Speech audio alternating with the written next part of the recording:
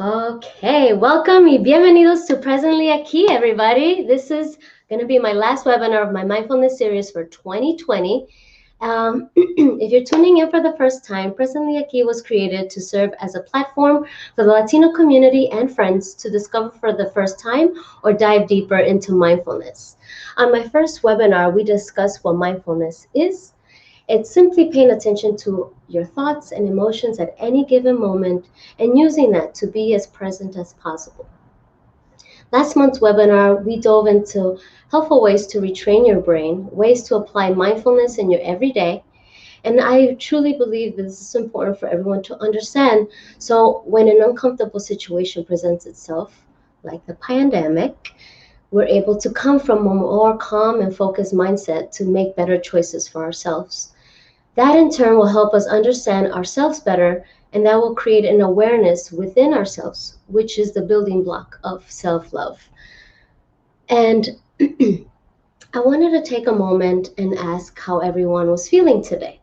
I want you to take a moment, if you haven't already, to feel what your emotions are telling you today. Take a few deep breaths and just let that come in. Let it come in, and as you breathe out, let it go. Breathe in, feel it, and let it go. And as you're taking these deep breaths, the mind will start to settle in. And then now it's prepared to take in new information instead of like a run-on long day. Like if you had your kids or you had work, and now it's like, oh, let's get into this webinar. I wanted you to take some breaths for yourself and then start on to this wonderful webinar that I have for you today. Also, the holidays are upon us, and there is a range of emotions going on all at the same time within ourselves. And I want you to know that it's okay to feel so much right now, and you're not alone in that feeling. There's way too much going on internally, our families, the world, so take it as it comes. And today's webinar is really important. We'll be discussing how mindfully we can handle this new holiday landscape in a pandemic. This season, some of us have already been home with family. Some of us have lost loved ones. Some of us have been on our own. Some of us are surrounded by friends. Whichever situation you find yourself in, we are here to assist you in being mindful of our loved ones and ourselves this holiday. So to begin, my first guest and new friend is Danielle Brunson. Danielle is a yoga teacher, mindfulness and meditation expert, a public school leader and educator. She's also the co-founder of the Namaste Project, which you can follow her on Instagram at the Namaste Project. And let me welcome Danielle today. Hi, Danielle. Welcome. Hey. So nice to be here. How are you feeling today? I'm feeling pretty good. Definitely a little tired. I think this time of year, I'm a parent and it's sometimes exhausting. So just, a little bit tired, but otherwise feeling really great. Wonderful. Okay, great. And I'm going to bring in our next guest, which is my ally guest and a very special person, brother, and someone I admire, Stan Pearson II. And Stan is an award-winning speaker, celebrity mindset consultant, and six-time author. And welcome back, Stan. Thank you. What's happening? Great to be here. Hey, Danielle. Always great to see you.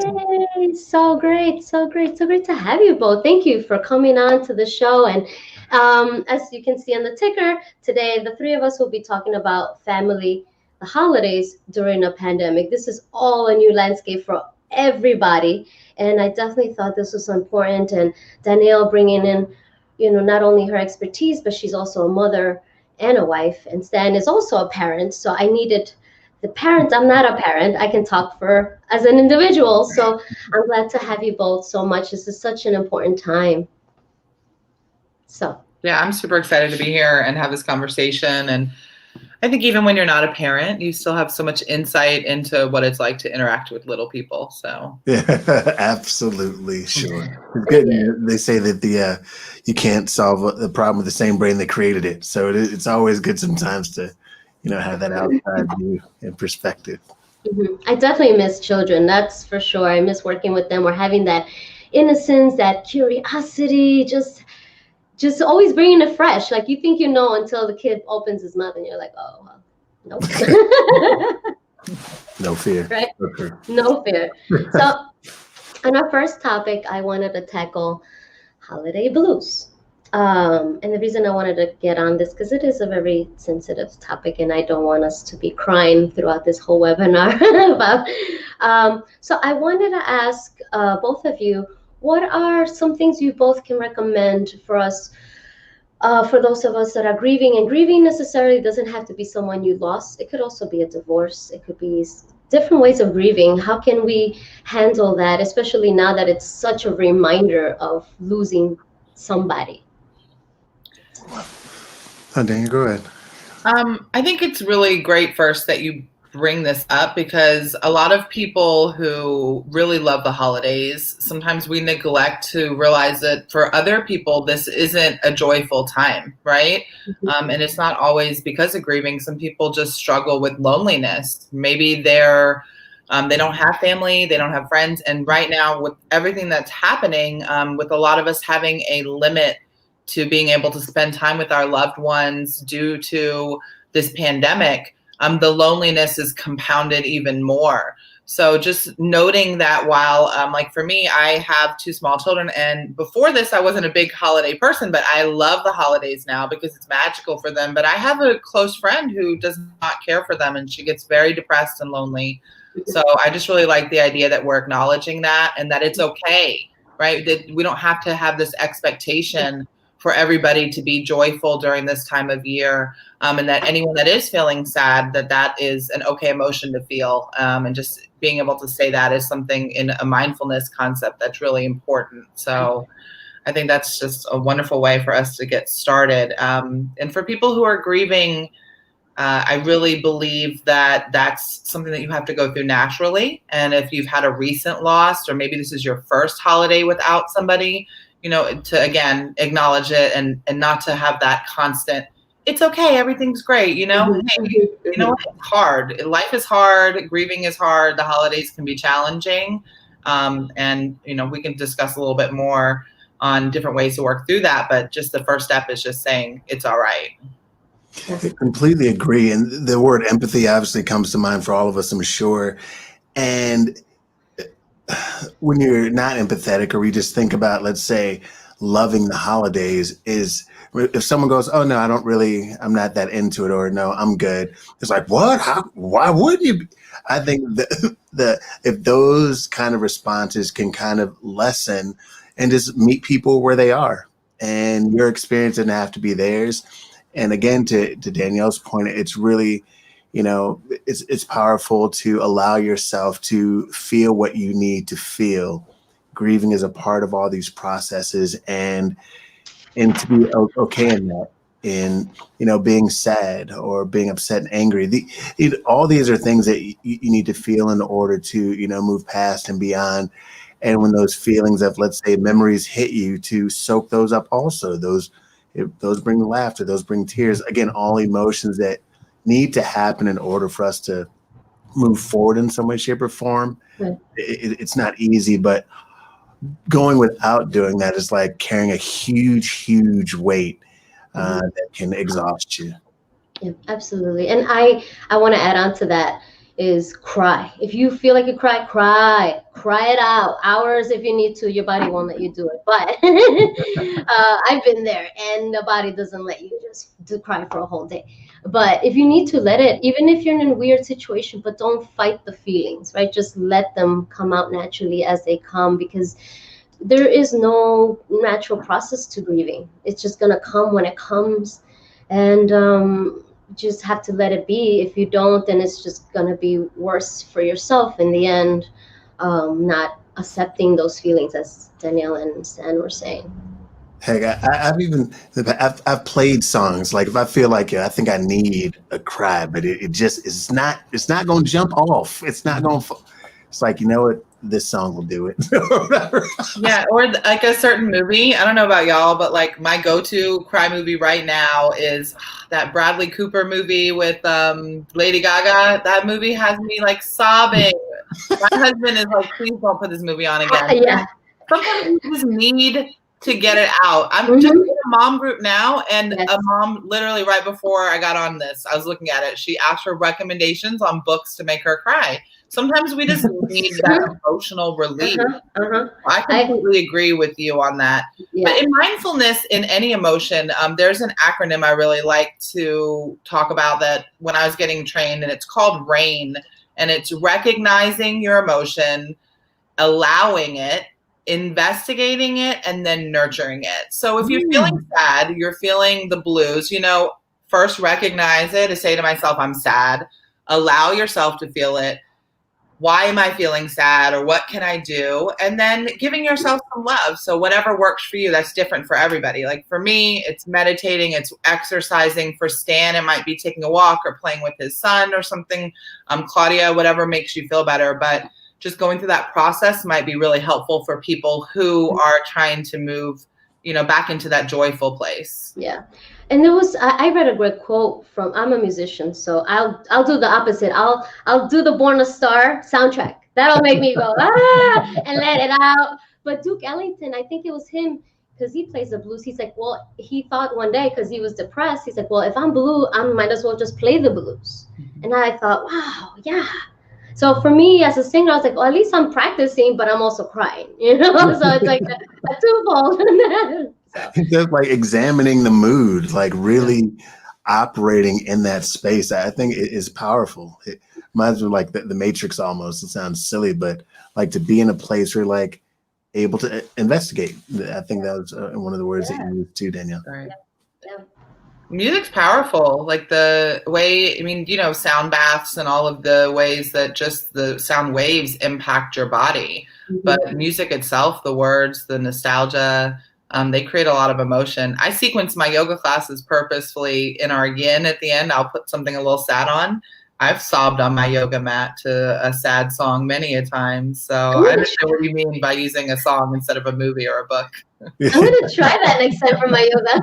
Yeah, I do. I'm like upbeat. Then at the end, I'm like, let me make y'all think a little bit. I've had a girl cry. She's like, oh, you played that song? I'm like, I know. I could tell y'all, let's do a hip opener and cry a little bit together. It feels good, It does. I feel like after you cry it out, you do feel better. I mean, it's not going to go away, but it just really gets like the mountain becomes smaller and smaller. Kind of like, it's kind of like a little cleanse. And for the tougher folks out there that really want to fight that possible new version of them, that, no, I don't get sad. No, I'll be fine. Like, it's okay not to be fine. Like, let it happen and let it happen. I agree. What is one thing that, I don't know if you both have had to handle grieving or losing someone and explaining it to your children? How can we mindfully be aware of how that affects them as well? Great. No, I've not had to do that yet. We talk about it, a little bit, Cynthia and I do, and I certainly think about it. I think maybe Danielle has more, but being someone, I know that how my parents have talked to me about, death and someone passing on, and they've always been kind, but direct. And I always appreciate them letting me know what's happening in a moment where it's not rushed. It's been sensitive. And it's been, I think, even if it seemed tumultuous on their end or gut-wrenching on their end to some degree, they've always taken the time to whatever breathing and reality they've had to come to face to deal with that and then deliver it to me in a way where I could receive it in a healthy way. So I have to imagine that I will do my best, as life goes on to do the same. And I'm always like, why didn't you tell me then? Or why couldn't you tell? When it's like, they always have told me if there's a perfect time, and they've always told me in the right way. So that's where I am right now, kind of working on any message I deliver to my son. Yeah, I think that's great to what you mentioned, Stan, like being direct and being honest and also like allowing them to question is really important. I feel like I have a 5 and an 8-year-old, and my 5-year-old has asked me a couple of times if he's going to die or if people are going to die recently, because they're hearing so much about it because of COVID. And it's we don't talk about it in our home, but they go to school and, they're just exposed to it. And we've talked a lot about how everybody passes away and it's a natural part of life. And he's asked a lot, are you going to die? And I said, eventually, yes, I'm going to die. And before me, that's the plan. But, that's just normal. That's a natural part of life. My brother passed away when I was pregnant with my daughter. So neither one of my children have been able to meet him. And we've talked about that. We've said, Uncle Mark isn't here. And they've asked me where he is. We're Christian, my family. So we're like, he's waiting for us. Our dog passed away a couple years ago. So they talk about that a lot.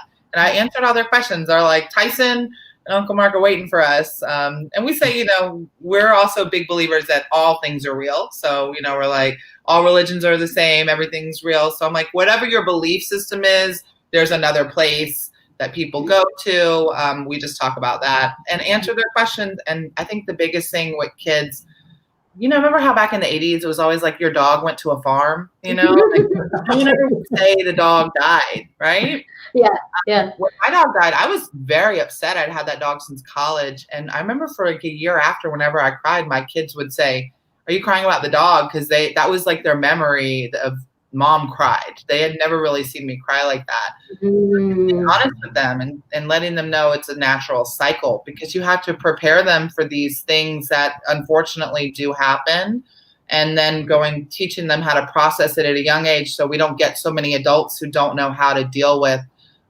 these unfortunate events that do happen. People pass away. It's a natural thing. And when we teach our kids that and we let them know that it's okay and it happens, it gives them tools to use in their adulthood for that. Heck yeah. And that is gonna hurt, and it should. It's life, and we've enjoyed life, those kind of things. And everything that you said, but helping them understand, so it's not this foreign thing that happened. It's one thing that we all know is inevitable, but it doesn't make the happening of it any easy. But knowing that piece is really important. Thanks, Dan. That was great. Yeah, that was really great. That's fantastic. That's great and helpful. And I know I have a lot of people watching with kids, and whether we're being affected now because of COVID or later in time, I'm sure that's going to help them when they have to talk to their children. So thank you both on that. And I wanted to remind everyone who's watching that it is an interactive show. So please feel free to drop in your comments and questions. We'd like to hear from you. That way we can also sort out maybe something that you may have a question or curiosity over, and we're here to help. So definitely, please. With also to close out the holiday blues, so we're not on here too long, but there's a lot of books and things, and there's 7 steps to grieving, which you can Google, but also try to talk to your friends, and don't try to close yourself off, because sometimes that can happen. And now that we are alone, don't isolate yourself more so, because it's not really going to help you. And I think Danielle is saying that you have a friend that doesn't celebrate the holidays, but she gets still sad. But I'm also a person that doesn't celebrate the holidays, but the world reminds you that it's holiday season, and you still do get affected. You do miss your family, and if you aren't with them. So definitely reach out, and I feel like all of us, we're here for you as well. If you need someone to talk to, please reach out. We're more than happy to help and direct you and guide you in that topic. So the next one I wanted to talk is a mindful checkup. I want to talk about how we can be more mindful with our loved ones and ourselves, and how we can, go through this month together. It's going to be really hard. This is just the 8th. This December 8th. We're not even on the week before Christmas or Christmas week or New Year's. Like, there's a lot more coming that I feel like people don't know yet or are expecting, but it's going to hit. It is going to hit. So I wanted to touch with Danielle and see, and Stan, what are some ways that we can be mindful with each other while this is going to keep building? My favorite book now, it's called Breaking the Habit of Being Yourself, How to Lose Your Mind and Create a New One. It's by Dr. Joe Dispenza. It's been really powerful for me, just because it allows me to continue to be willing to evolve and learn And that alone has helped and helped me be more mindful, sometimes critical, certainly of others, unfortunately. That can be good and bad, but certainly more so of myself in ways that I can, improve, and just paying closer attention to what I do, how I do it, and being in the moment, which is so difficult, as we all know. But trying to be in the moment is really that particular book, and certainly just the practice. Or again, Dan mentioned my son earlier, but playing as much as I can, or tonight, him being deciding to just lay on the carpet and just kind of look up and just like, all right, I'm just lay down here with you. I'm just be down here. I'm gonna forget my like. It's those small things that actually energize me and put me more in focus with what's most important. And that kind of gives me the fuel to be, again, a better, dad, husband, business guy, or whatever it is along the way. I guess that's where I can start. Okay, that's great. I'm so excited you're reading that book, Stan. First of all, Joe Dispenza, I literally just was trying to force my dad to watch his Gaia special 30 minutes ago. He has that Rewired special, and it's so powerful about how our brains are able to really impact our physiological response to things. I think for mindfulness in the holidays season, there's just apply a lot of the practices that you try to apply in general more, right? Because there's heightened interactions. Even if we're not going to be seeing people face to face, you're going to be interacting with people more because there's a lot of people are off work, so there's more downtime. So you're going to get more phone calls, you're going to get more Zoom invitations and things like that. I think for me, with my family, I love them. They are wonderful, but they're very so then it's holiday time. A lot of my girlfriends, get the very intense pressure from their moms, where's your boyfriend? Where's this? When are you going to have a baby? When are you going to do this? When are you going to do that? So it's just seeing your family sometimes can be super stressful. So then we have, inability to travel, maybe all of these things that are going on. I'm just taking the tools that I would recommend all the time and doing them more. So just pausing, right? Yeah. Pause. In my house, we really try to put the phone away. So we have a basket, and my kids, I'm like, your Switch, your iPad, my phone, my husband's phone, all the things go in the basket. And sometimes people will be like, I texted you last night. I'm like, sorry, too bad. You can wait. Remember, you used to only be able to call people on a rotary phone. Y'all can wait. I will get back to you. So setting boundaries is something that sometimes people really have a hard time with. And I think it can be even, I don't know for you, Stan, but I feel for the women I know, it's even harder. We're very, and then Latino women, we're oh my gosh, we got to fix everything, do everything, be everywhere. It's culturally input in us. You're married to a Puerto Rican woman. You know how we are. So it's just setting those boundaries in the holidays and pausing more, putting the technology away, turn off the news. My goodness, turn off the news as much as you can. If you have to watch the news, check in once in the morning, once a night, and leave it off. And just breathing and just really trying to know that if you don't pour into your own cup, if you don't put your oxygen mask off, all of those things are there for a reason. How are you going to be there for your family? Trauma and all the things that are happening, the stress, and then the heightened stress of holiday things going on will impact you mentally and physiologically, as Dispenza likes to mention. So just don't feel bad saying no, everybody. I think that's really important. And take as much breaks as you can and as you need. Yeah. Agreed. We have a question. Yeah. Jacob, what type of mindset do you advise for someone spending the holidays alone, miles from family, as a result of COVID? Honestly, it's interesting because I've been away from my family for many holidays. Whether it was before I had a family, I always lived someplace different. So I've missed Thanksgivings, I've missed birthdays, I missed a ton of stuff, and sometimes I feel those sacrifices may have. I think they prepare me But now it's like you can't. It's different than like having a choice or feeling like there's some kind of opportunity. But yeah, my parents ain't playing that. So it's like I'm definitely, I'm here with, my family, and that's kind of what it's going to be. But I think now is what's important now, and the gift, so to speak, for what the pandemic has brought is being able to tap into you. There's literally no better time to find out what your likes are, what your dislikes are, what your new hobbies are, like what you truly enjoy doing if there's no outside influence, like those new things that you want to learn, and really getting to know you better. And that is what I would do more of. Again, if it's music, activities, being out, like whatever it is that you love doing or you want to try, do it. Because there's downtime that's going to, let's say, force you to think and be sad and reflect. And again, all those feelings are okay. Yeah. But then you have to say, what do I want to do today? I'm gonna do it. Matter of fact, think the night before. So you have something to look forward to tomorrow. It's like, you know what? I think I'm going to try that. I think I'm going to call that person. I think I'm going to go here. And I think that will help us evolve. That will help you and others, let's say, continue to evolve. Because, when you're alone and let's say you don't want to be, the word intentional comes to mind.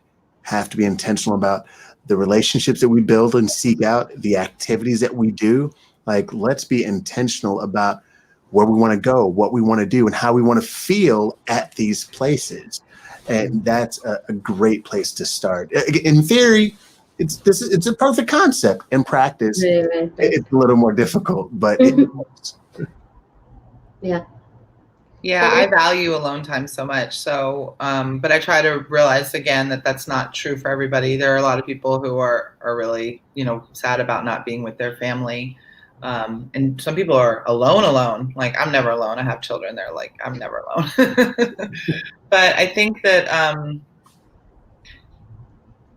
if you can find some space, and if meditation is new to you, then I would recommend trying to maybe incorporate some mindfulness practices this holiday season. It's amazing how much, just kind of piggybacking off of what Stan was saying, if you're not really sure what you like, or if some things change, or your feelings, like just doing a little brief meditation and maybe some journaling or something, this could be a really great opportunity for some self-discovery. Sometimes when things are quiet and calm, you learn so much more. And the hectic schedule, that's one thing that this year has taught me, because I'm an overachiever, and I'm like, oh, my kids want to do soccer and ballet, and I'm going to be a Girl Scout mom and lead 20 meditation groups and teach yoga at all the places, and start a business and do this and do that.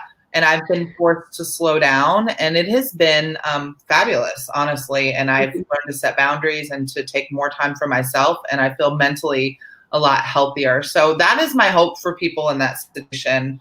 But if that's not the case, if you really feel like you still need interaction, which I have started to lately, there's some great online resources. I just joined an online meditation group, and we only meditate for 10 minutes, and then we spend like the next 70 minutes chatting. So community is a really big part of mental health, right? We as humans need connection. It is something that it's hardwired into us. It's like we want to scan the room, feel safe, and we want to connect with people. So when you're alone at home this holiday season, if you don't have immediate family that you can connect with virtually, look online and find the healthy groups, not the crazy people that are toxic. Find a meditation group. Again, reach out to someone on this panel or drop a question, and we'll get back to some sessions. Like, for that, like-minded people you can connect with, and maybe other people who are alone on the holiday. You guys could get together for 60 to 90 minutes. That might make you feel a little bit better if the idea of that self-discovery is a little too much. Because sometimes when you're not like us, where I'm like, oh, alone, yay. Yeah. You need to do something. There's communities out there that are reforming now that Zoom fatigue is kind of like disappeared. We're like finding a new way to connect. Right. And again, that's not a myth. The notion of us being, we're pack animals, we're community beings. like some folks try and convince you, no, I want to be like, sometimes, you know, we say we want to be alone because we feel like we have to say that, or that's what's, but those folks who like want to recluse all the time, we naturally like to be around people. That is a human trait. So again, for folks who are like, no, not me, it's like, no, you too. Like people need some kind of community. So being intentional about that. So again, maybe it's catching up with your FaceTime if you're able to do that, or Skyping if you're able to video call and chat, again, because some things are what they are. Right. So you communicate as best you can if you can't be someplace physically, or reconnecting. Like, you know, again, pride is expensive. So sometimes, you know, we get in our own way about wanting to reach out to someone or not. They're going to think I'm weird. Everyone's a little weird. It's okay. Make the call. Agreed. I couldn't agree more. So true. Yeah. Right. Yeah, definitely. I agree with if you're missing them, maybe if your family members or your friends are open to doing more video calls, FaceTime, or even like doing online things together. Let's say there's a meditation, like, hey, let's do it together, you know, so that way you're not alone in it. Or I know a lot of companies are doing online Christmas parties. There's plenty that I've seen online, Meetup, Eventbrite. There's so many things to like join. So I definitely agree with the both of you on that. And it's amazing because I'm like in one of my meditation groups, it's like people from Scotland and the UK and Australia. It's like we found this weird time. So I'm getting to interact with people I never would have been able to interact with before. My immediate family and I play categories on Zoom. It is very rowdy, and we have to mute my one sister quite often. But, you know, you can do so much online if you know are willing to kind of reach out and set it up. So definitely seek community if you feel like that's something you need. And then for those of y'all who have those friends who are alone and quiet, you know, check on them. Like, people don't check on me. They think that I'm like super, because they're like, you got it all together and you're strong. But no, I need people. I have a friend, thank goodness, who knows me well enough to be like, you okay? You know, like, so check on people who even look okay this holiday season. And just, how are you feeling? And then if they say they're not feeling good, you don't have to fix it. Just say, that's okay. I'm here for you. Or you want to, you know, have a chat. I'm around, type thing. Yeah, I like that. Don't fix it. I love that. I don't, because we want to, okay, well, maybe you should, maybe whatever it is. And I like that, just because it's gonna be a lot. So just let it be. Most people don't want you to fix their problems. They just want you to hear them and see them and acknowledge that you recognize what, you know, who they are and what they're going through. Yeah. They just want that empathy that Stan was talking about, that, okay, I understand how you feel. You know, you want to tell me more about it is a great question. Or what are you going to do about it is a great question. I use those with my kids a lot too. Yeah. You know. And for ourselves, I mean, for me, because I can definitely touch on that. I'm by myself always. Right. I like to wake up and like the first 10, 15 minutes, just your body and your feelings are already telling you what kind of day it is. So I always like to tune into that. I'm like, okay, well, that's what's going to happen today. And I'll go with that. You know, it's sad or happy or meh. You know, just for me, I'll go with that 10, 15 minutes. And then I know what I'm gonna do from there. What kind of food I'm gonna eat. Am I in the mood to really like elaborate a whole meal for myself? No. So just like have my little frozen food that I'm just like, perfect, I'm not in the mood today. And that I feel like for me, those are little rewards. Like I'm paying attention and I'm giving, my body's telling me, my emotions are telling me, and I'm giving what they're asking versus me wanting to have a specific kind of day, right? Like today I was adamant. I was like, we're waking up in a good mood today. I don't care what you think. I don't care. I've been having like sinus issues for like 2 weeks, and I was like, not today, Satan. And I need to. Yeah. So for me, I still woke up a little nasally. So what I did, I actually went back to sleep a little more, so that way I'm not waking up already annoyed, right? So I'm already so like, let's kind of like reset for 30 minutes and see, and it works. So just these little things that you are with yourself, you know, and self-discovery, as we're talking, just do that. Just let yourself, and then you'll see your cycles, right?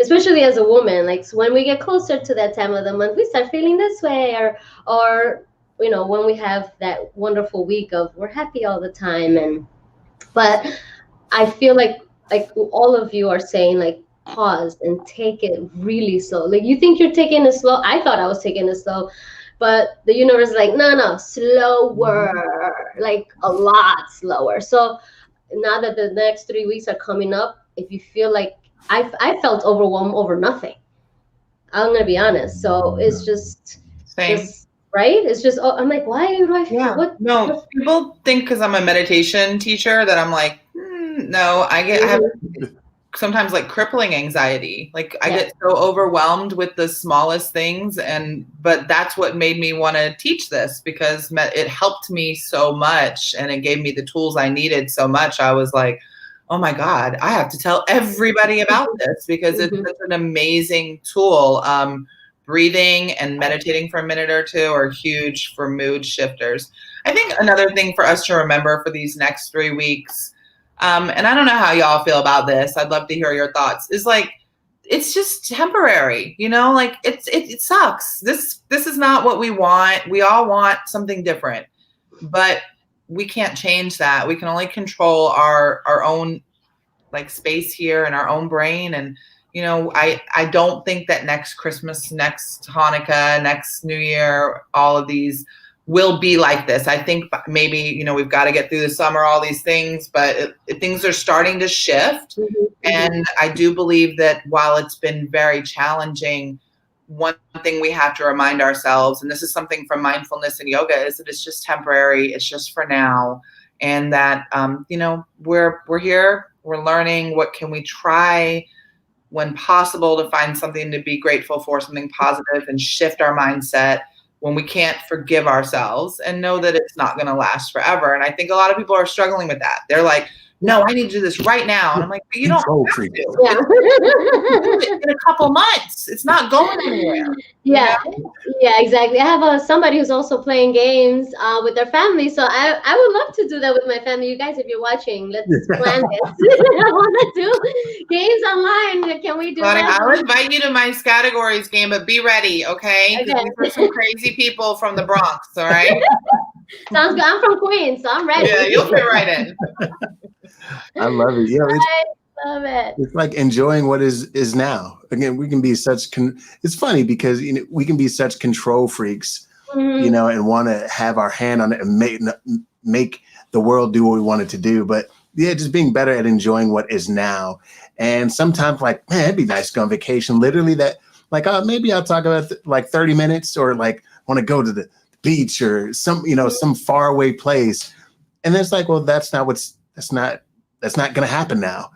And just having that thought, heck, maybe I'll look at some pictures, maybe I'll watch this Netflix documentary on a cool place, and then moving on to what the reality is. I mean, last year I was traveling 100,000 miles. Like, that's what my life was for the last several years before this year, when it was like, it was all gone. So that adjustment, it was necessary, and there was no choice behind it. So it was a shift from a business standpoint and a travel standpoint, but being at peace with the now, because I know folks and even colleagues that are still like, I wish it's like, well, it's not what it is right now.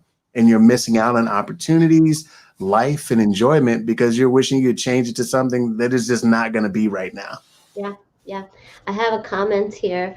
The thought of this transition being needed and temporary to improve the long term is what has helped me stay composed. And I wanted to touch on the temporary. Even though, yes, temporary, and next year we're going to be back to normal, I also want everyone to get in here, right? This is not going to happen again, I don't think. I hope not. But let's hope not. I hope not. But be in it. Like, we have the time to be quiet and be ourselves and do the self-discovery with our families, with ourselves. Like, take it now as it's given to us forcefully. Like, we have no choice. Be in it. It's hard though. I mean, that's like a Buddhist concept, right? That attachment to something. Like, in our minds, we create these stories about what our holidays are supposed to look like, what our year was supposed to look like, where our career is supposed to be, all of these things that and we grow very attached to these stories and we cling to them.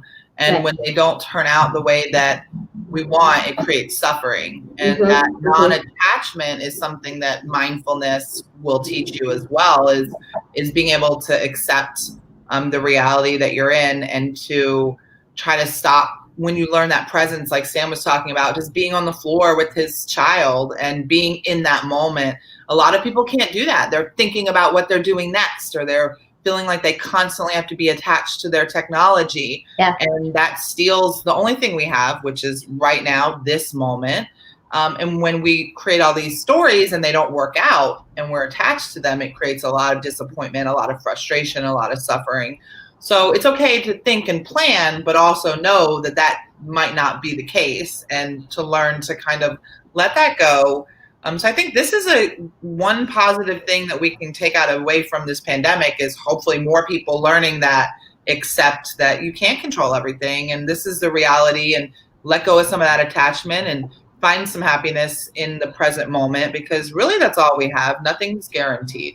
Mhm, And mhm. and last thing I'll add, especially for whether it be really cynical folks or the folks just like, I just want things to be back the way they were. Listen, we've had, I don't know, 8 months, I don't know, March until this, however many months it's been, right? I think that there's another window, maybe 6 months left, maybe another year left before, let's say, the world really picks back up into a rhythm where it was before. Now, you'll have a strong year and a half to build a better version of you, where you wish that there was more time where you could work on you. You wish there was more time for books, for learning, for all these other things. There are folks that have wasted, respectfully saying that, wasted the last 8 months on not building themselves up when everything else around them was falling down. Right. Now I'm telling you again, you have like 6 months to a year before everything revs up again in life, because everything's already moving. It's just moving differently. And you Right. still have a Right. couple of months before you pick yourself up and really begin to move, evolve, think, reflect, so Right. you're not left behind. Because when the world picks up and really begins to move, it's going to be moving in it with a complete different trajectory. And if you haven't been building yourself along the way, you're really going to feel left behind by those, could be friends and family, who have chosen to kind of push themselves to just learn about themselves, reflect, deal, and grow. So really, if you really, for those of you all watching, listening, who have really been in this place of like, nope, I ain't gonna do it, please be humble in this moment and use it to grow. Use it to grow. Wow, Stan, thank you for saying that. You both have my heart. You're like speaking everything I hold back. So thank you.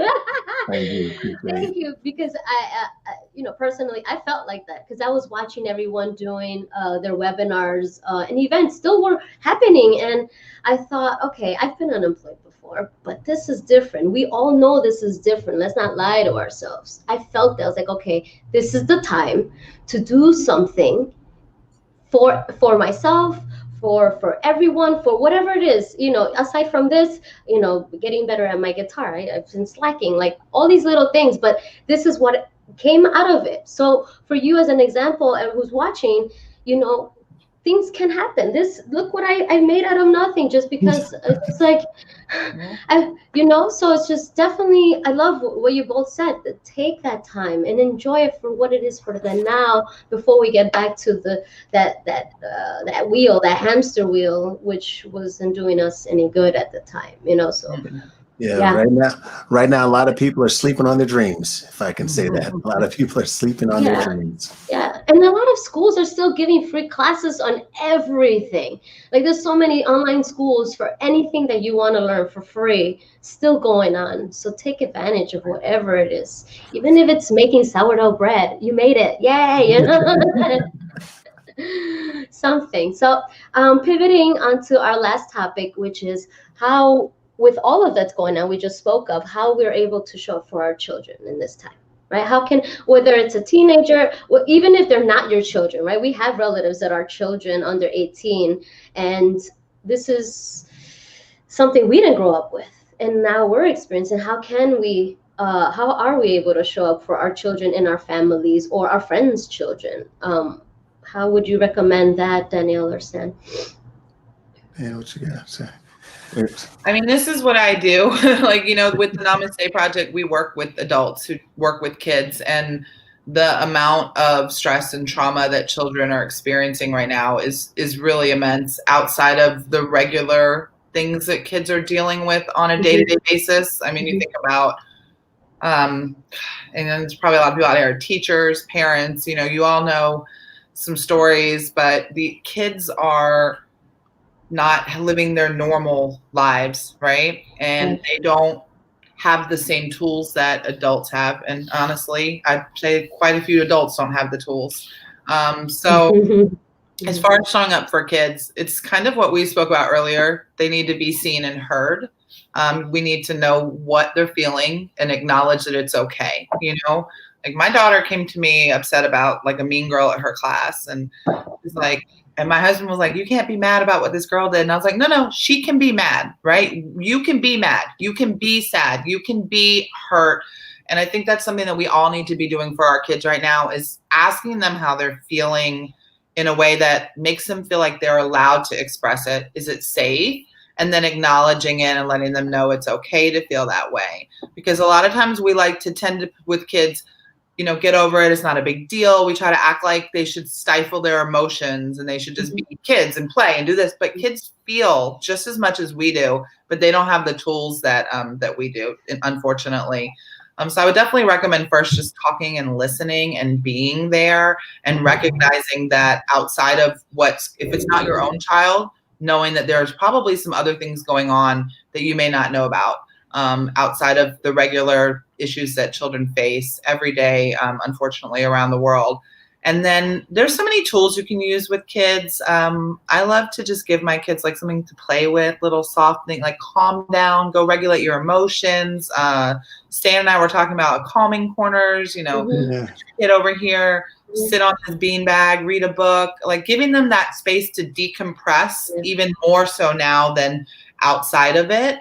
And just allowing them, again, the opportunity to try to learn how to control those emotions and feel better is really important. But a lot of times what I see with parents is just wanting to kind of, especially when we're trying to deal with our own stuff, push it under the table, right? But you have to listen. We have to pay attention, and we have to let kids feel. Your kids aren't going to feel the same way as you, right? Like the little thing might not bother you at all, and it could be the end of the world to your child, and that's okay. Acknowledge that and teach them how to breathe. Go to your calming corner, read a book, scribble, punch your pillow, whatever it is y'all do in your home that is healthy. But, definitely letting them know that all those feelings are okay, I think is really, really important. And checking in more. So we're showing up for our kids right now while they're going through everything and missing out on quite a bit of things that they're probably used to this season. We went and saw Santa, and he had an N95 mask on, and we just couldn't talk to him. I was like, this is so bad. I was so mad, y'all. I was like, we're outside, Santa. Could you not wear like a ho ho ho mask or something? Like oh my God! Saturday Night Live just did a skit that Santa was in a snow globe. I would have rather had that. Like the Santa was chilling. He was looking like he had a hurt back, and then he had an old white mask on. I was like, you didn't even. I'm not even that mom, but I have a holiday mask. Right. So they're missing out on a lot. So just like checking in more often and giving them the space to feel the feelings, because sometimes we don't want to do that, but we need to do it even more now. Like they have a lot of feelings. There's a really high rise in outbursts and in behavior issues and attendance issues and poor academics, all these things we're seeing in schools, and I'm hearing from schools that we work with because of everything that's going on this year. So for all of you parents out there, aunts, uncles, Titi, whoever you are, check in with these kids. Hey, how are you doing? How are you feeling? Is there anything you need? I'm here. If you want to talk, just hit me up. Here's my number. It doesn't have to be your own kid. Just let them know kids need to know there's an adult that loves them and cares for them. Heck yeah. It's so funny you mention that, because it can be like the parent is going, kid, you'll be all right. You'll be right there. Like they're going through something. I think something that I continue to learn, obviously, with, Stan being, tiny is, as an adult, we don't have everything figured out. So imagine being on planet Earth 2 years, 5 years, right? That is your world. At 2 years old, it is that toy or playing outside. Like that's all you know. So of course you're drawn to, and that's what's helped me. And it's not always that way, right? But help me be more patient. Understanding is like, oh, 2 years. This is what my man knows. Like this is what he's excited about. This is what upsets or whatever it is. And again, as you mentioned, whether it's sometimes he doesn't want to go to sleep, so it's close the door to his room, and then all right, he's upset for a little bit, so I'm just going to start reading a book. And eventually, like he'll grab a book. It's like so it's because they're gonna model behavior as well. So again, for parents, as we all try to learn, it is important to acknowledge. Or what will help is like, okay, as an adult, I don't have it all figured out. So certainly, as a 3-year-old or a 2-year-old or 5-year-old, certainly I'm freaked out about what's going on, and that at least will give you a little bit more calm in your spirit. Like it's not bad parenting. It's not this. It's like this kid's been on Earth a couple years or however old your kid is. The other thing I'm really working on doing is making sure I don't pass on, let's say, my fears, to him or to other little ones. So I'm not an outdoorsy person. I love playing outside, right? But in terms of like being in the dirt, mud, that's not always been my thing. But it's his thing. So guess what? I'm in the dirt on my hands and knees more than I have been, or allowing him to see me do that stuff. So he's cool with it. It's all right with him, because I think that's the other thing that can happen is like, all right, if it makes me uncomfortable, if I don't really like creepy crawly things or spiders outside, but he's like, oh, what's that? All right, well, I'm gonna just take a deep breath and approach this spider as cool as I can with my son. So his will be his own. I'm not giving him mine. So trust me, in theory, that's super easy. In practice, much more difficult. But nonetheless, those are a couple things that just really help. And I think modern kids will appreciate it. None of us will get out of this thing perfect, but I think they'll appreciate, those small things, and letting them be in a world that does not allow kids to be kids. Doing my best to allow kids to be kids. Yeah, it kind of reminds me of my role model is Jane Goodall, and I went to see her speak, and she spoke when she was a little girl, 3-4 years old. She went to the backyard. She wanted to go to sleep with the ants, so she took a dirt full of ants and put it in the bed. And she talked about, instead of her mom yelling and like, oh no, she explains why they can't sleep on the bed, because it isn't their natural habitat. She went through it and understood, and now she's Jane Goodall, right? Her mother nourished these things. I'm sure the mom, she was like, I know I can't with this one. Right. Or what I think also I see so often is like parents wanting their kids to live the life that they didn't get to live, and like do the things they didn't get to do. And it's like, your kids are not meant to be mini yous. You're meant to support and nurture who they are and give them the tools they need to be decent people in this crazy world, and not to force them to do exactly what you would do and how you would do it. And that's sometimes something really hard for parents to accept. Like, your kid, I see it with moms. My daughter loves ballet, and I see all these moms trying to force their kids to love ballet. I'm like, that little girl does not want to do this, and you're paying so much money. And it's like, little girls are supposed to do ballet. No, maybe not. Maybe she should be, digging in some dirt and finding some worms with Stan. Like, application for worm digging. For sure. That was great. You guys are wonderful. So we're almost up in the hour. If anyone has any questions or comments, please feel free. I wanted to take time and thank everyone who's been watching at home. And this was phenomenal. I just wanted to reiterate some of the things that I think applies to, adults and children, of feeling your feelings, right? When Danielle was saying, feel your feelings, like, let them feel them, you feel them, we're all feeling them. Let's feel these feelings together. And I think in that is where the self-discovery does come also. It does help, like, oh, actually, I do feel like if I do this when I watch too much TV, or on the phone too long before I go to sleep, and then maybe wake up with a headache, or like just start tuning in, and then, like Stan said, what is that you like? What is it that gets you going? What is it you've been like putting off the back burner that you want to try? And all these wonderful things, and the RAIN concept. I really love that, Danielle. The recognize, allow, investigate, and nurture. I really, really love that. So, and this was just a great, wonderful chat. If Danielle or Stan wanted to add anything, please. I don't. No, it's what you got, Danielle? I'm sorry. I was going to say, I think the biggest tip I can give people if they're not going to meditate, which can be so intimidating to some people, but after the first 2 or 3 minutes, it's so good, y'all. It's so good. Just give it a try. Or do breath work, is to journal. Like everything that you just talked about, what it brought to my mind was how I realized all of those things through journaling. I actually have my journal right here, ready to do it after we get done with this.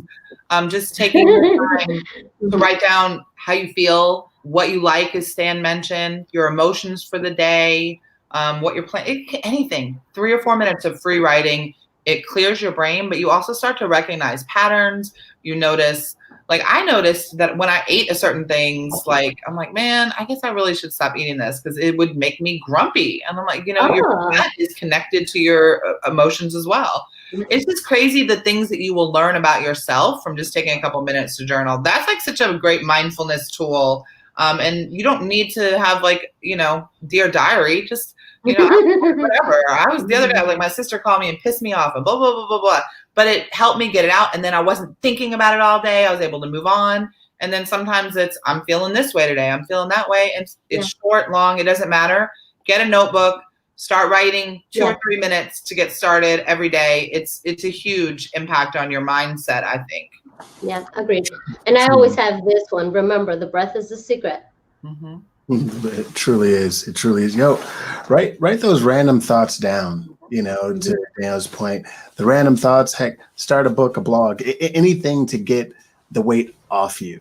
And sometimes it's those random posts that you maybe want to make on social media to attack someone, or, give them a piece of your mind. Like, put that on paper, right? It's not necessarily for the world or for the ether to have for all eternity. Right. Get it off you in a way that's healthy, where it doesn't, there's always fallout. I think sometimes people forget that in the social media space. When you put things out there, there's going to be fallout. So the safest place, for it to still be out and off you is on a piece of paper.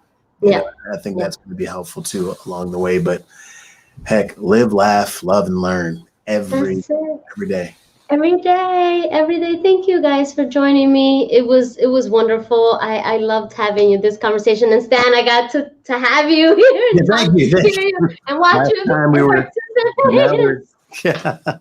And Danielle, and because of Stan, I got to meet Danielle. So thank you again. I always love chatting with like-minded people. It was really nice. It was. I thank you both for coming in. And I'm just going to wrap up.